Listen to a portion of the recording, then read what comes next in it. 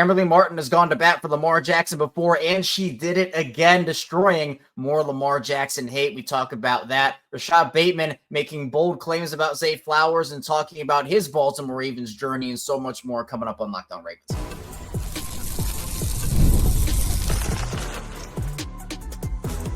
You are Locked On Ravens, your daily Baltimore Ravens podcast. Part of the Locked On Podcast Network, your team every day.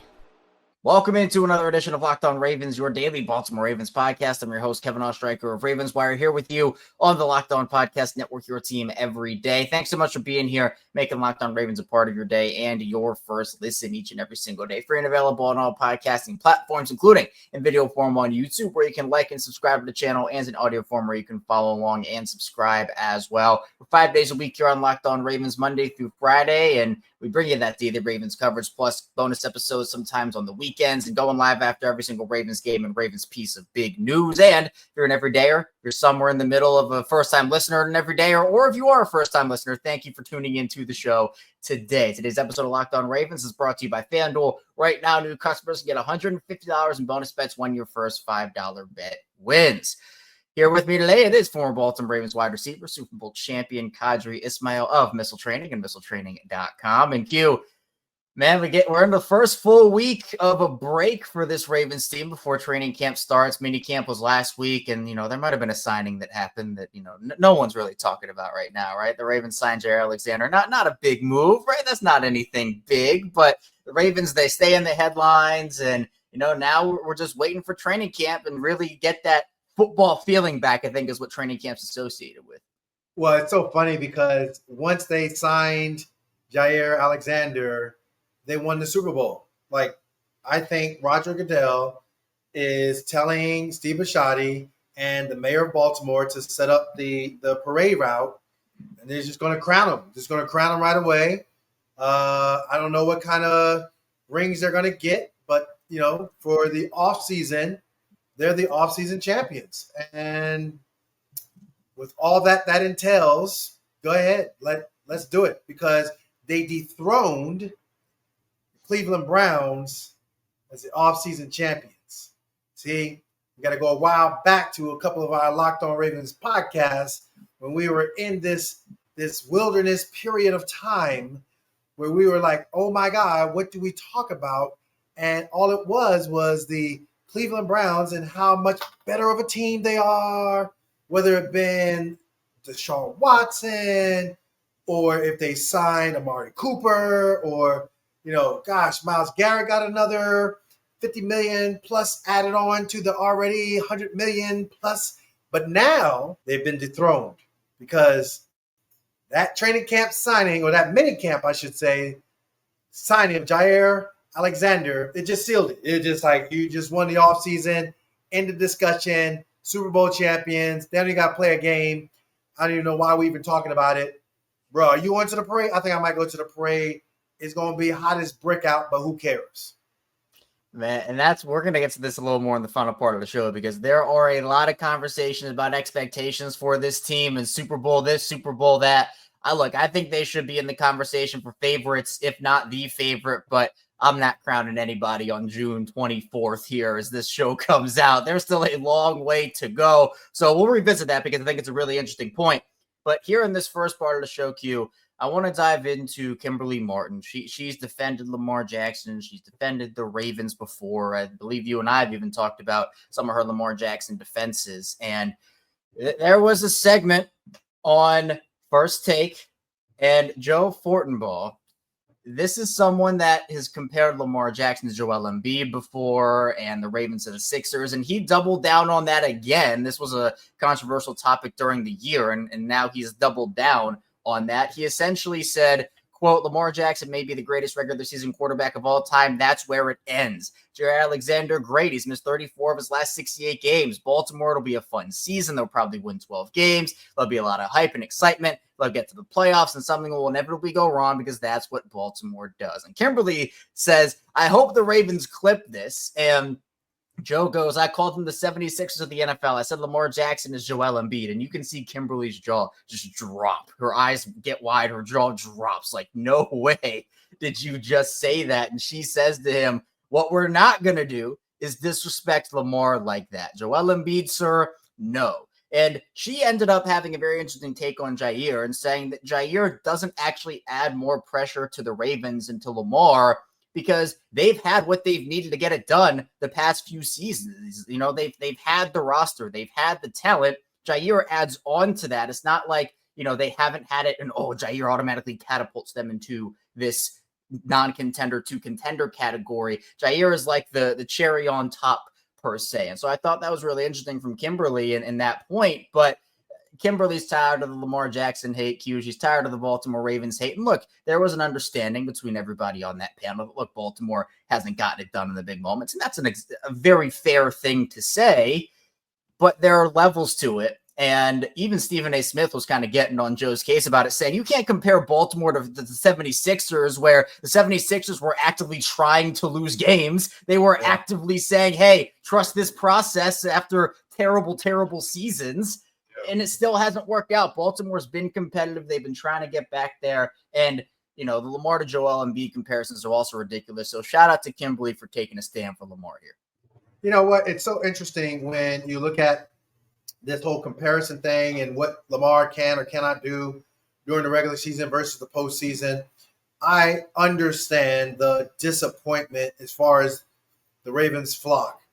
But I think Lamar and company, they're just as disappointed, if not more. What the heck? I mean, they're the ones in the trenches. They're the ones going through the rigors of the offseason, the rigors of training camp, the rigors of the regular season, and so forth and so on to get yourself in a position with the different seedings, whether it be a wild card seeding or whether you're sitting there, you know, the number one seed or, you know, what have you. I think the main thing for this Ravens ball club, it's yes, Lamar is the face of it. So, yeah, sure, he gets a lot of the credit and a lot of the blame, and sure enough.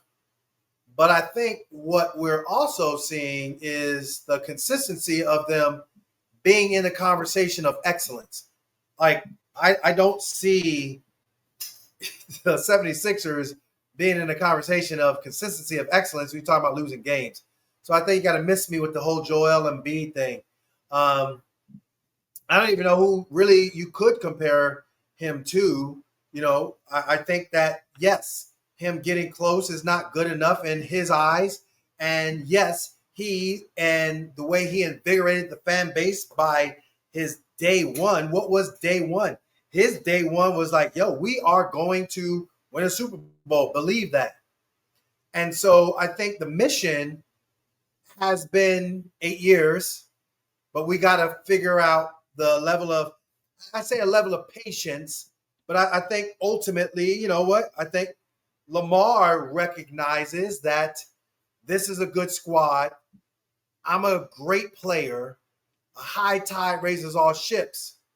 But there's one thing that I think that has been missing in this that has been addressed. And that's where you hear Marlon Humphreys holding the defense accountable, saying, yeah, we haven't done our job. And so I think when he starts holding them accountable and comparing them to the team like the 2000 Ravens defense, one of the historical all-time greatest, the greatest in my opinion. We could debate that at another time, Chicago Bears fans. But I think ultimately, yeah, you can see where holding yourself accountable in that Marlon Humphrey is saying it takes more than just one guy to make this happen. And we got to step up to make it happen. And I think from a we aspect of things, defensively, they had to readjust. Obviously, coaching changes, players coming and going, but I think they have figured it out and calibrated it correctly. And yes, Jaire Alexander, that is the icing on the cake rather than like, oh my God, he's the missing piece. We needed. No, I think they did a really solid job with the Mike Greens of the world. I think they did a solid job last year providing some strong depth pieces / a big piece in Nate Wiggins. I think that this is a defense that's, yes, loaded to bear, and let's bring it forth with Z.O. being in his second year. I think we need to flip the narrative from the offensive side of the ball to over to the defensive side of the ball, and let's start talking about what really is going to be the difference maker for this team to get over the hump in the playoffs. It ain't the offense, it's the defense. Yeah, and everybody has a part to play. But again, I think people just, and to your point, Q, Lamar will get this blame because he's a great quarterback, one of the best in the league, and this, that, and the other. But it just feels like other quarterbacks aren't held to the same standard of players that should be in that category with Lamar. Again, like the Mahomes and the Allens and the Burrows. And again, Mahomes has won Super Bowl, so there's a little bit of a different conversation to be had there where he has gotten the job done. It's up in that higher category, no question about it. Sure. Because you're right. He's gone toe-to-toe with all of his contemporaries in the AFC, but then he's also finished the job when it comes to representing the AFC and winning Super Bowls. So we know you can't say Lamar is in that second tier and Mahomes is up there amongst in the AFC. He's by himself.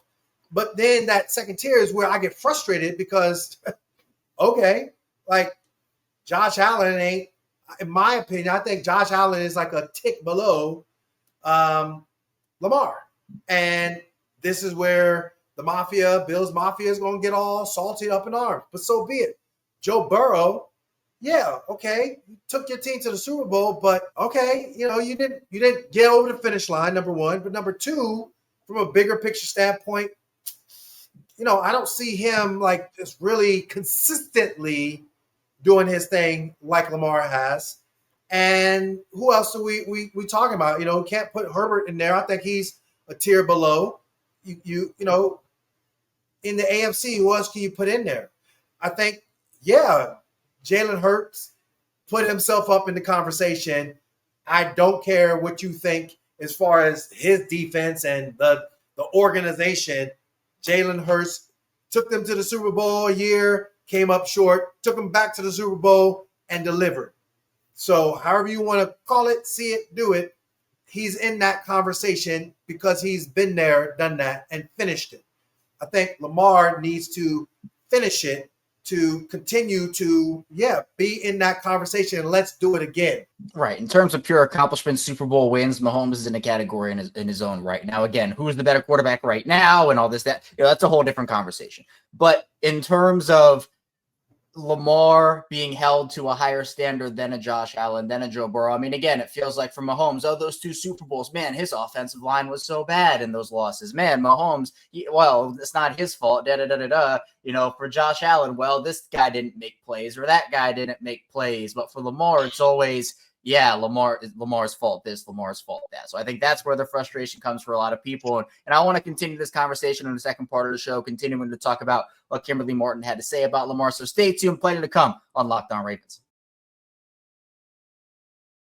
First, this show is brought to you by FanDuel. Summer sports are in full swing, and whether you're all about baseball under the lights, golf on the green, or high-stakes soccer action, FanDuel is the best way to make every game even more exciting. Now, with every day that passes, we are one day closer to the NFL season. And I'm on FanDuel. I'm looking at some of those NFL futures. And right now, the Ravens are up at the top of the Super Bowl odds, Super Bowl winners, plus 700 over on FanDuel. Buffalo also at plus 700. Then you have Kansas City and the Eagles at plus 750. The Lions and the Rams coming in at plus 1,000, plus 1,700 respectively. Look, I think the Ravens should be in this conversation. Their roster is incredible. They're going to be in the upper echelon of contenders this year, and I cannot wait for football season. So if you're new to FanDuel, new customers can bet just $5 to get $150 in bonus bets if your first bet wins. Open the FanDuel app today or visit FanDuel.com/lockedon to get started.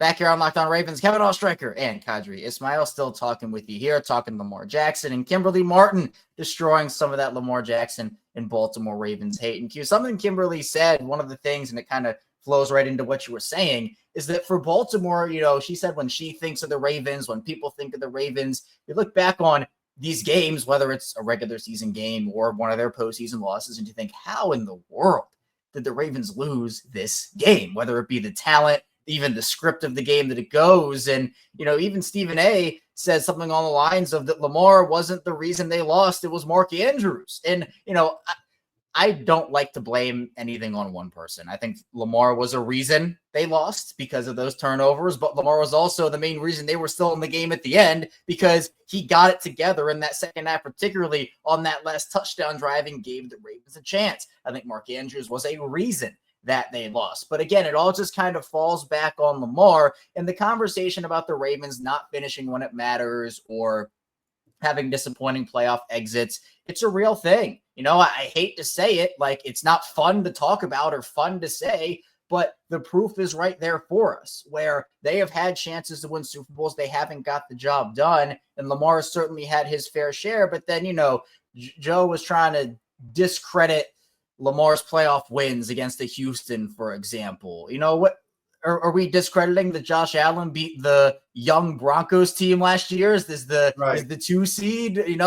Where's anything about that, right? Like Lamar, playoff wins are playoff wins. I get that it's not like, they haven't beaten the Chiefs. I get it. They haven't beaten the Bills. I get it. But the conversation is, Lamar never performs in the playoffs. Well, he does. And then when that is brought up, it's, it's not against good teams. It's like the goalposts are always moved for Lamar. And, I think it's exhausting. I think it just feels exhausting.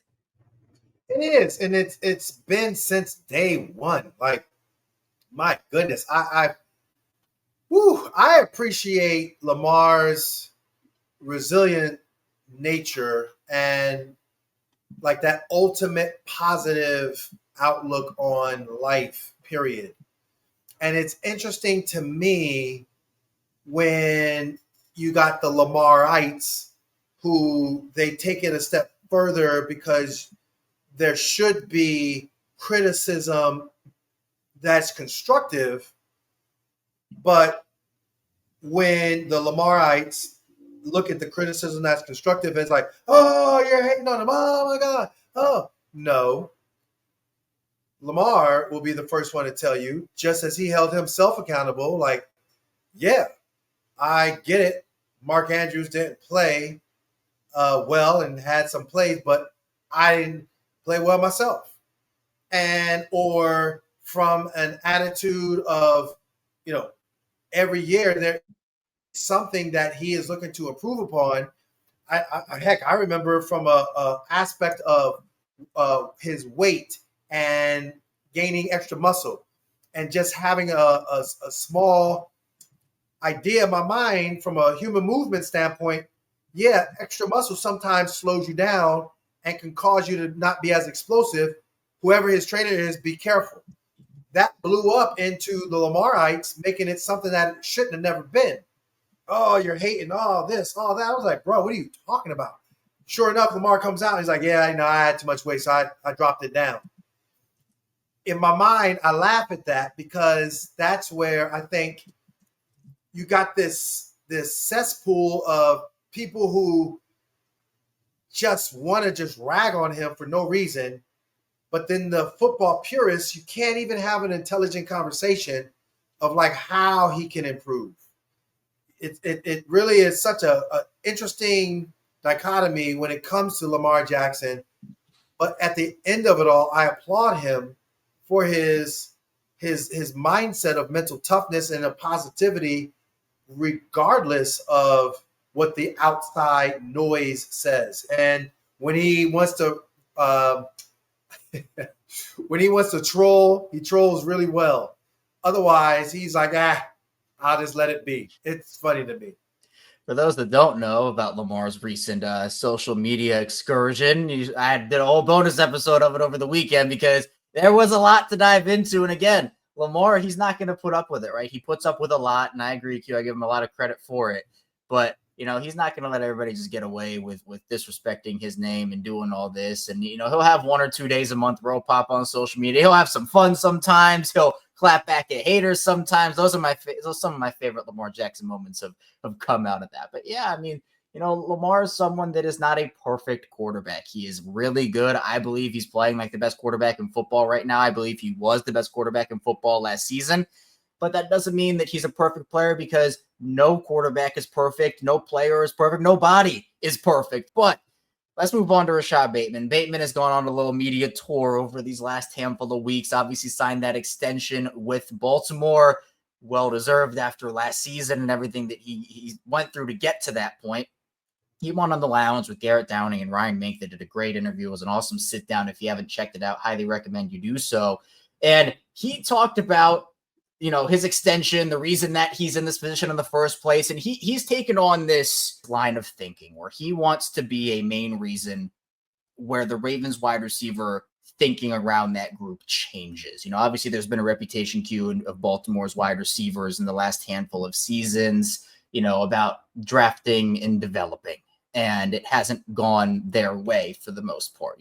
They've had to sign veterans. You might know a thing or two about that to come in and help them win championships. But drafting and developing, it's been a little harder for them to do that. But they've had a lot of success recently. Zay Flowers and Bateman, another one. And he's wanted to be a reason why that mindset changes. And so he's really confident in the trio they have now with Zay Flowers, Rashod Bateman himself, and DeAndre Hopkins. And he said on the lounge, quote, "I'm excited about the wide receiver trio, and it starts with Zay. I ain't never seen a receiver like him. Honestly, that's my bro. If it weren't for Zay, I wouldn't have gotten paid." Really, really high praise for Zay, seeing that you've never seen a receiver like Zay. And, if it wasn't for Zay, he wouldn't have gotten paid. Zay must be sitting there feeling pretty good about himself saying, hey, look at me go. But, Q, from your experience as a wideout in the NFL and watching Zay grow over these last handful of years and coming into his own a little bit, I mean, what have you seen from him, and how have you seen Rashod grow alongside him? Because those two right now make up a very good wide receiver duo. So it's interesting because with veterans, when you bring a veteran player in, young players or sometimes they kind of sit back and like, okay, I'll let the veteran take over, but not at all. Not when, so Odell Beckham Jr., he comes in and you can see where Zay Flowers is, recognizing and seeing how he operates and run routes and his work ethic and his way he takes care of his body and just the process of him being a wide receiver. I think that was really beneficial for Zay Flowers. And I think the offense, with the way in which Todd Monken utilized Zay, getting the ball into his hands very quickly, it's those quick plays that I think as a receiver helps you so much to just kind of warm up and like, yeah, all right, I'm in the flow of the game. But it's the evolution of even last year where you could see his talent just really mature and flourish. And you could see where, as the game went on, he was setting up defensive backs. He was setting up different moves for himself. And it wasn't just about getting the ball out to Zay on a quick screen or a flanker screen or a bubble. It was like, all right, Zay, we're going down the field and we're making teams pay. Teams got to respect your ability to run routes. And so with that comes safety eyes. In other words, when that safety is looking at Lamar, he's looking at number 4 and saying, all right, where's this joystick player at? I got to stop joystick. Which then, of course, helps over on the other side of the ball when Lamar is going to his read progression and you got a guy in Bateman who's been patient as the X receiver, might not be in this particular offense the primary guy, but within that comes the ability to, like, when my time comes, I've run the route so well, I'm open, I'm snagging the ball out of the air. And it builds confidence in Lamar going back to him when teams try to take away his joystick, a.k.a. Zay Flowers. And so I think that tandem, it puts so much pressure on the other team. And you could see it when they play their AFC North opponents where guys, you know each other so well. You've played each other 2 times a year. But I love it. I love how both of them really do an excellent job of setting up their opponents. And again, when it comes against that AFC North group of defensive backs, like it's artwork, and I love it. And I think that's where this group has elevated themselves into that. Yes, we have to draft a receiver. We have to. No, you don't have to say that anymore. You've drafted really well, and it is kudos to both Bateman and Zay in the way they've been able to handle themselves. Obviously, Rashod is locked in Baltimore for a while now, and Zay, hopefully the same thing coming down the pipeline at some point. So he's proved his doubters wrong, and I'm really happy for him. He also talked about how Lamar was a big reason why he stayed in Baltimore and their connection. You know, he remembers Ronnie Stanley telling him, we're going to get you paid. Like, it's the support of his teammates, the support of the organization. And again, he talked about a lot of that on the lounge. So if you haven't checked that out again, I highly recommend you do so. But coming up in the final part of the show, Q and I will re-pick up the conversation about expectations, Super Bowls, and the whole 9 yards for the Ravens and where they are being placed with Jaire Alexander now in the fold. So be sure to stay tuned. Plenty coming your way on the show.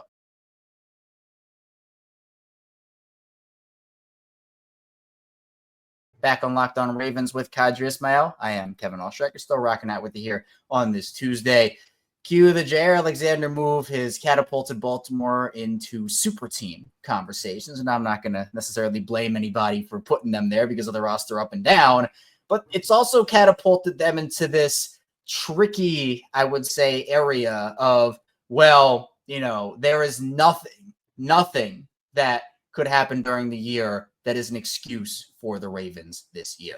And I personally don't believe in that. Like, here's my thing. I do think the Ravens should be held to extremely high standards this season, like they have the last handful of years. Their roster is good enough to win a Super Bowl. They have the talent to win a Super Bowl. It is all in place for them.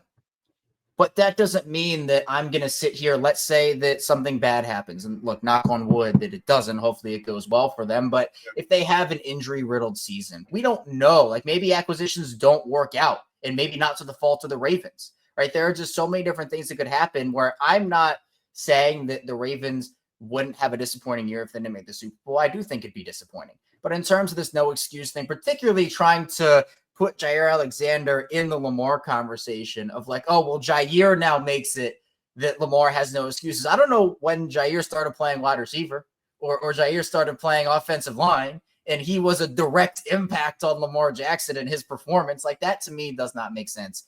Where are you with this whole no excuses talk for the Ravens, Q? No, anything less than a Super Bowl being a horrendously bad year for them. What's your expectation, and what do you need to see from them this year? I don't look at this year or any year and say horrendously bad in the Lamar Jackson era.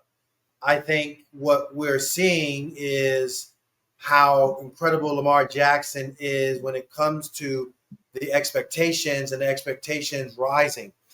If we look at what the signing of Jaire looks like, and obviously from what his dad had said publicly with regards to his injury and how the Packers botched it, you got a strong corner. You got a corner that has proven his football IQ is extremely high. He's gone against those upper tier receivers, both in zone, both in man, both in press, both in off, and he's handled himself extremely well. You got a tackle in Ronnie Stanley that is shown himself healthy. He's been re-signed. So you got a guy that can protect Lamar's blind side. You got a center that is just tremendous in the way in which he's able to make sure everybody's on the same page, and let's go ahead and go forth and do what we need to do. You got a stud and Hall of Fame credentialed guy in Derrick Henry.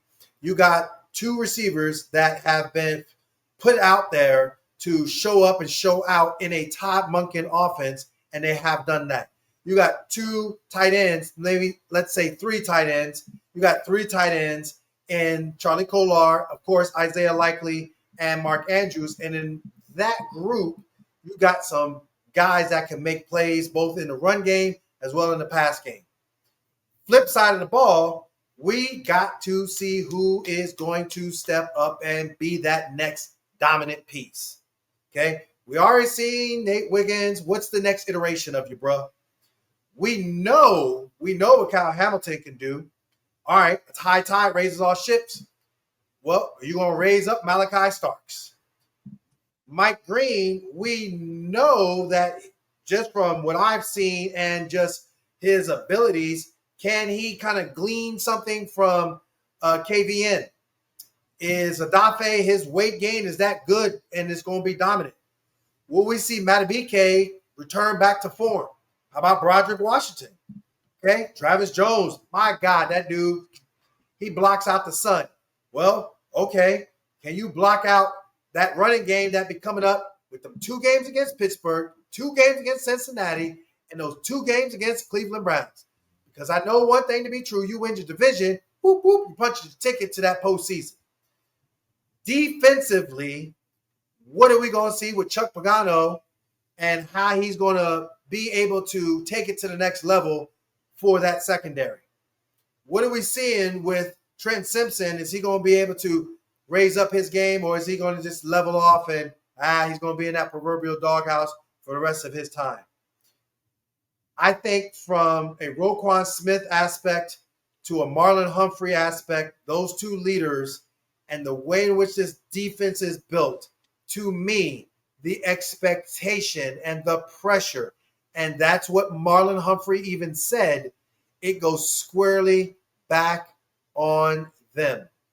Squarely back on them to win through the playoffs into that coveted spot, which is a AFC champion representing into the Super Bowl. Period. End of discussion. Now, will Lamar and all of them get them there? Yup. But it's that defense that is where the pressure lies. That is where we're saying, hey, Steve Bisciotti, he gave the edict. It's NOW now. Well, the defensive side of the ball, okay, game on. Let's go. Do you think they have the right mindset based on everything you've seen and heard so far? I mean, not even just from a defense perspective, but obviously talking about that, but even Lamar, the team in general. Do you think the mindset is there right now? I think so. I think it's a scenario where I think this team, this Ravens ball club, yeah, it's a now or never proposition because windows don't stay open for long and they do shift. But I really think that, yes, the window is open for this defense, coaching staff, as well as players to put themselves in that upper echelon to, yes, put this team in the conversation of it don't matter if we go to Kansas City, we're going to beat them. It doesn't matter, if the Lions come to our place, we're going to beat them. It doesn't matter. Oh, we got to face the Rams. They got a high-powered offense. Oh, they're clicking on all cylinders. So what? All right, T. Higgins. All right, Jamar Chase. Yeah, y'all had what y'all had in the past, but it stops. Hey, Ron, I get it. You with your boy Mike Tomlin. Great, good. Hey, standard is a standard. Whatever other awesome phrases that he says. Well, not today, bro. Not on our watch. That's what we're talking about. And that's the standard that I think that those guys in the building, like when Marlon is publicly saying it, this isn't some other pundits on the outside. This is like, yo, this is who we are. And this is who we got to believe that we are. It's there for the taking. That's the history lesson that we're talking about. I love it. From the source. It is from the source. The team believes it. Everybody believes it. And that's what you need. So look, expectations for this Ravens team, there should absolutely be high expectations. This is a good team. This is, I think, one of the best, if not the best rosters in football, and their season should reflect that. But they also have to have the mindset, and I agree with you, Q. I think they're right there with it. But I appreciate you popping on, Q. Thank you for joining me again. Before we get you out of here, tell people where they can find you and what you're working on. I know you're staying busy over there. Oh, my gosh. It's full steam ahead with Missile Training, missiletraining.com. Missiletraining.com is where you can find me for your human movement and sports performance training. Doesn't matter if you're a team. Doesn't matter if you're an individual, if you're a baseball, if you are football, if you are sitting there and you're like a squash player, number 8 in the world, whoop, whoop, shout out. You want to come to Missile Training. And yes, heck, I even have a crew of competitive cheer girls that be rocking it out, and they help their movements. They help their recovery. My track and field athletes, they're going out to junior nationals, rocking it out as well, junior Olympics. Why? Because it's about the durability of your body. It's about locking in to understanding how to move correctly. MissileTraining.com. Doesn't matter if you're 6 years old on up to 85, we get it done. Then, of course, WJZ, going to have some awesome time out there, talking shop, Purple pregame. That's where you're going to find me each and every week when the season starts up. But Locked On Ravens, right here. Kevin Oestreicher and I, we just be breaking it down, letting you know how your Ravens are doing, letting you know we're going to be giving you the fluff. We give you the real deal stuff. Off season, in season, during the season, post game, all the things. We give you what you need. Check us out. Locked On Ravens. We have it all, and Q has it all. Q knows his stuff, so be sure to check him out over at Missile Trading, MissileTrading.com. All the links in the description down below, and of course, you can catch him each and every week here on Locked On Ravens. But Q, appreciate you as always. Thank you to everybody who watched or listened today to the show. Thank you for all the support. We'll be back here tomorrow talking more Ravens football. So on the way out, hit the like and subscribe button in video form. Follow along in audio form as well, and I'll see you right back here tomorrow on Locked On Ravens.